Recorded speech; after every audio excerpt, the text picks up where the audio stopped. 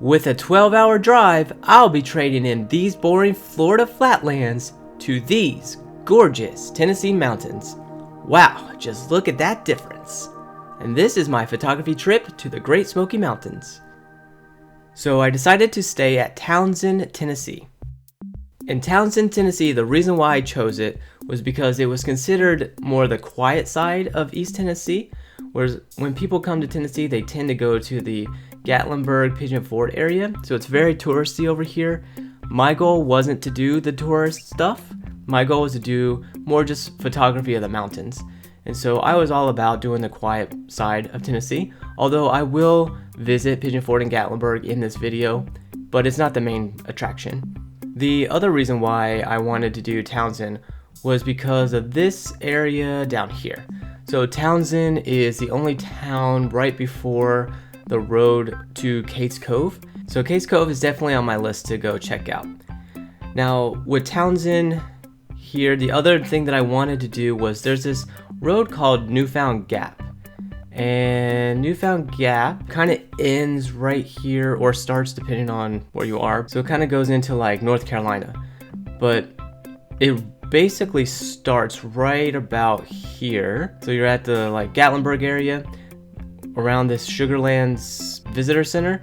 There's a road, Newfound Gap, which kind of follows this mountain. So I don't know if you can tell, but there's a road that kind of goes all the way down here, up on the mountains, and then it comes down here. So this is supposed to be a really nice scenic drive where you can get a lot of good views of the mountains, and there's a couple stop off points where you can take photos. So I was really excited to do this drive. However, the road is currently closed. It closed just a couple days before my trip, and there was some kind of landslide basically up here where I would start. So it closed the road down up here. Now you could probably go here and make your way up a little bit until it closes off, but I was not about to drive all the way down there. So that was a real bummer. If you ever want to see road closures in Smoky Mountains, you just go to this nps.gov and then it'll tell you all the road closures that you can watch out for. Not all is lost. There was another road that I could do right here called Foothills Parkway. And Foothills Parkway is very similar to the Newfound Gap. So here down here is Townsend, right? So in Townsend, you just kind of come out of town, you come up here, and then right around here is the beginning of the Foothills Parkway. Basically, you can come down here, or you can go this way, but I usually took the east route. Taking the east route, you take the road, and then you just kind of go up the mountain, and you follow the mountain, just like Newfound Gap. And then you come all the way down here to Ware's Valley, which that road you can take to Pigeon Forge and Gatlinburg. And so it's a really cool drive. If, when I was going to Pigeon Forge or Gatlinburg, might as well just take the scenic route instead of taking just a normal route. And so this really saved the trip. There was a lot of scenic mountain views that I could take photos of here. So the other thing that I pretty much did in Townsend was this right here, the Tuckaleechee Caverns. And then of course I went over to the Pigeon Forge Gatlinburg area. So Pigeon Forge, Gatlinburg, and then we did do the Cataract Falls. So for lodging, I stayed in this cabin, which turned out to be an unexpected gem. I originally found it on Airbnb.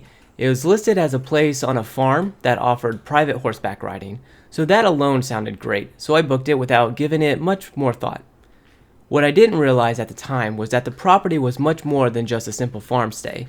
Later on, I found their official website and discovered I had booked one of the cabins at a popular wedding destination in Townsend. It was definitely a pleasant surprise, and it made the trip even more special since I hadn't anticipated something so gorgeous like that. And the scenery and charm of the place made it absolutely perfect for photography, which is the whole reason why I was there to begin with. And so after putting my things down in the cabin, I went out to explore the farm and see what I had to work with for photos. And there were horse stables, more cabins, a big barn, tons of open land, and mountains in a distance that made for beautiful backdrops. And I found a nice little pond with some gnats, of course, yes, and even saw some goats, though I didn't get any video of that. And coming from a city life of flatland Florida, The peaceful setting and wide open space felt absolutely gorgeous to me. But the best photo opportunities on the farm were early in the morning, about 15 minutes before sunrise, and that's when the fog would settle in, wrapping the whole landscape in this quiet, almost mysterious atmosphere. And I got up every morning to capture it. And the horses were always the first to greet me, waiting patiently for their breakfast. The barn looked especially dramatic, its lights glowing softly through the fog. And every now and then I'd catch some deer moving through the fields. And one morning I barely managed to film a coyote as it spotted me and darted away.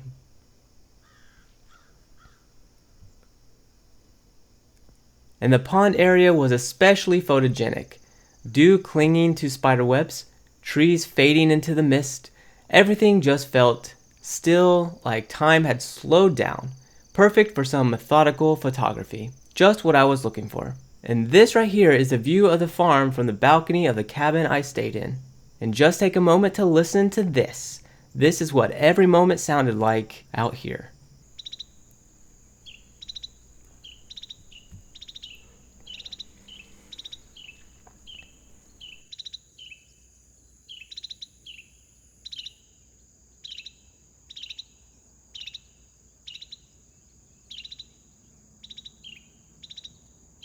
I brought my 200 to 600 millimeter lens so I could zoom in on the mountains, and honestly, I didn't even need to leave the porch. I was able to capture the fog rolling off the ridges right from where I was standing.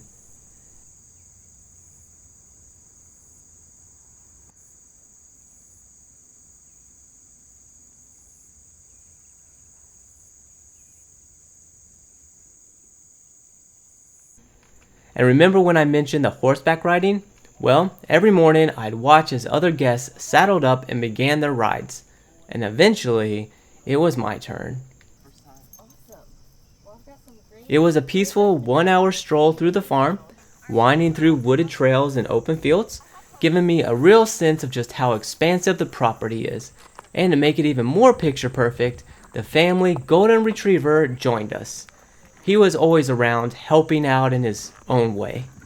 At one point, he followed me all the way back to my cabin, and I wasn't exactly sure how to get him to return to his owner, so I did try hiding from him, but he wasn't buying it, and we ended up having a silent little staring standoff until she whistled and he finally trotted off. And here's a fun tip about horseback riding.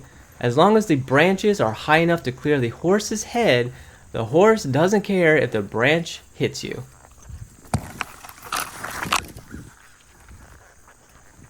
One of my favorite spots to eat in Townsend was a place called the Abbey, and you can sit right by the river and watch people float by in tubes while you eat, and it was such a relaxing vibe.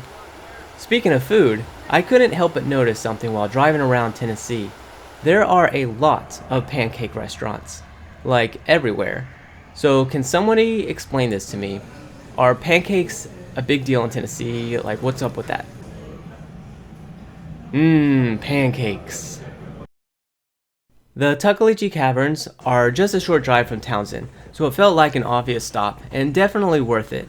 The guided tour was a fun way to spend a couple hours exploring the underground. Now, photographing inside a cave is not easy. The lighting is tricky, and I wasn't expecting to get any standout shots, but of course, I still gave it a try. But overall, the experience was great. Caves aren't exactly common in Florida, so it was something different and a lot of fun. I did make it out to Pigeon Forge, though I didn't take any video while I was there, but that's okay because the only reason why I went was to capture one photo, this photo, of the Old Mill restaurant. And this place holds a bit of personal significance for me. My grandfather worked on this mill. He didn't even live in Tennessee. They somehow found him and brought him down specifically to help with repairs. I think the water wheel wasn't working at the time, and so he helped fix it. And I remember visiting as a kid while he was working on it. He'd take me around showing me the inner mechanics and explaining what he was doing, so coming back and grabbing a photo was a way to revisit those memories and hold on to a piece of that history. I also made a stop in Gatlinburg, and just like Pigeon Forge, there was only one reason I went, and that's to walk across the SkyBridge. I thought it might be a great spot for photography, and I was right. The ride up on the skylift was pretty cool, though I have to admit I was wearing flip-flops and kept worrying they'd fall off the whole way up. Once at the top, the views of Gatlinburg were really nice. I didn't stay for sunset, but I imagined that this spot would be really nice with the sunset, or even blue hour would be perfect for photos. It's also just a great place to hang out. There were live acoustic musicians playing, which really added to the atmosphere, and walking across the bridge for the first time was a fun experience. It's a little trippy looking straight down through the glass panels. The view going down the sky lift is way better than going up. Don't forget to make a time lapse. There's a waterfall in Gatlinburg that's super easy to get to, located behind the Sugarlands Visitor Center. The trail starts just behind the Coke machines. You can't miss it. It was a really nice walk, although a bit muddy when I went since it had just rained. And because it was right at the visitor center, it was pretty crowded. Lots of people were on the trail. I had hoped to get a good photo of the waterfall, but with so many people around, it was tough to find a clean composition. I felt like I was constantly in someone's way, so I ended up moving on from that spot. Still, the walk to the falls was worth it, and there were some nice little creeks along the way that made for great photo opportunities, and even if the waterfall itself didn't work out. On the drive back to Townsend, I noticed a bunch of little pull-offs along the road, especially near creeks and streams, and a few of them made for really fun photo spots.